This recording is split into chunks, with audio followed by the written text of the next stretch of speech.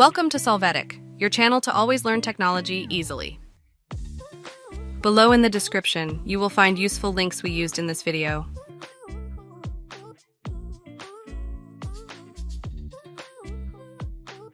Today in Solvetic, we will see how to insert phone icon in Word. Open your Word document. When you do so, you will go to the Insert menu and there press the option Icons.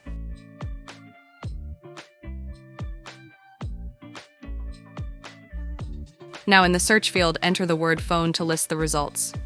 Click on each icon you need and click on the Insert button.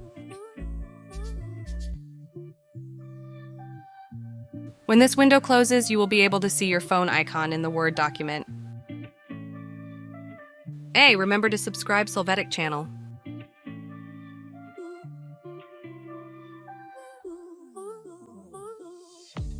We hope it has been helpful for you. Here are links to watch more videos of your interest and subscribe to the Solvetic channel. Thank you.